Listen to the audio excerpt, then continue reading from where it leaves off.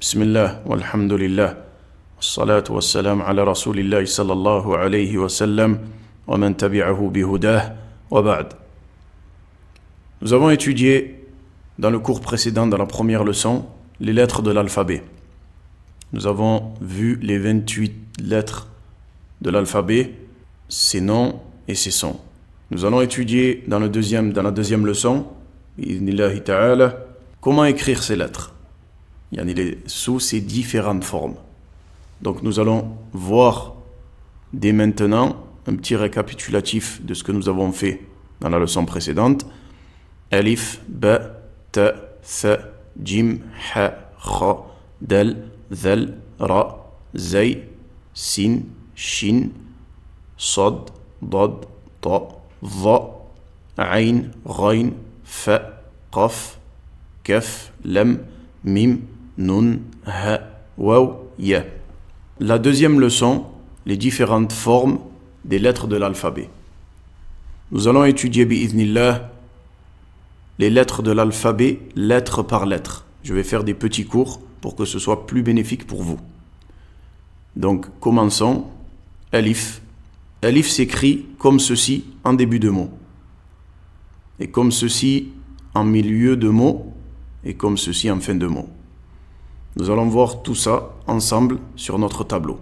Je vous conseille vivement de vous préparer pour les cours, c'est-à-dire de préparer un cahier, un stylo pour pouvoir écrire en même temps que moi, pour que ce soit plus bénéfique pour vous, c'est-à-dire par l'écriture, pour s'entraîner à écrire, et puis plus bénéfique plus tard, pour la révision. Donc nous allons commencer directement avec la lettre Alif en début de mot.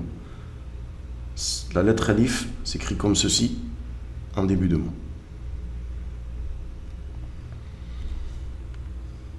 Voilà. Mais il faut savoir que cet aspect peut se trouver en début de mot, en milieu de mot et en fin de mot. Donc c'est très très bon à savoir pour plus tard. La lettre Alif en milieu de mot et en fin de mot.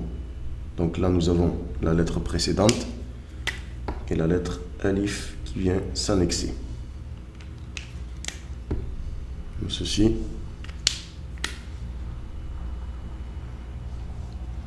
Tout simplement.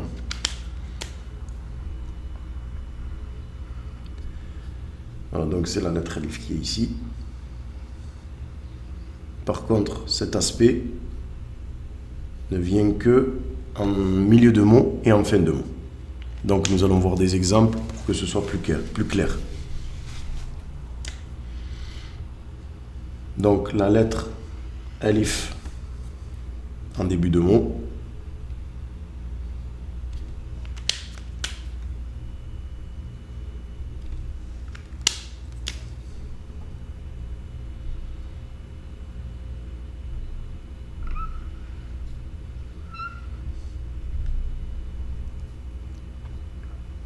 Al-Babu, c'est-à-dire la porte. Donc ici nous avons la lettre Alif, comme nous l'avons vu en début de mot. Puis nous allons voir la lettre Alif en milieu de mot, sous sa forme annexée.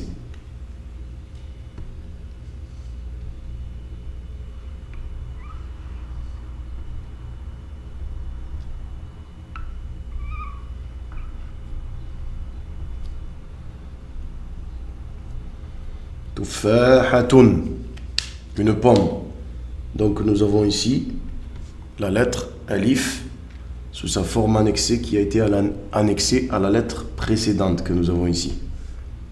Nous allons voir maintenant la lettre Alif en milieu de mot sous sa forme isolée, c'est-à-dire la forme que nous avons vue en début de mot, qui s'écrit comme ceci. Donc là, nous avons un exemple de mot.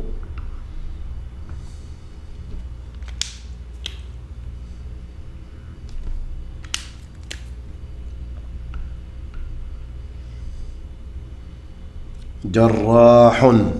Jarrahun, ce qui veut dire un chirurgien.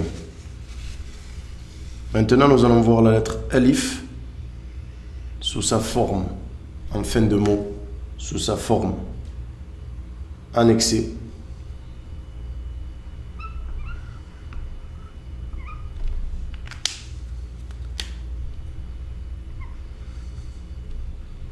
Asa, ce qui veut dire un bâton. Maintenant, nous allons voir la lettre Alif en fin de mot sous sa forme isolée.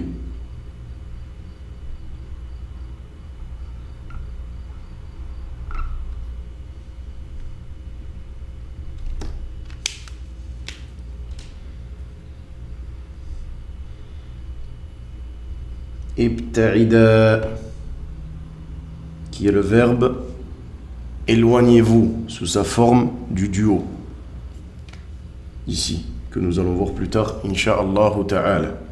Donc, alhamdulillah, bifadlillahi ta'ala, nous avons étudié la lettre Alif en début de mot sous sa forme isolée. Et comme nous l'avons vu, on peut trouver cette lettre en début de mot sous cette forme, en milieu de mot et en fin de mot. Nous avons vu aussi ici la lettre Alif en milieu de mot, comme ceci, et la lettre Alif en fin de mot. Donc, alhamdulillah, wa sallillahumma wa barik ala nabiyyina Muhammad wa ala alihi wa sahabatihi ajma'in wa akhiru da'wana anil hamdulillahi rabbil alamin.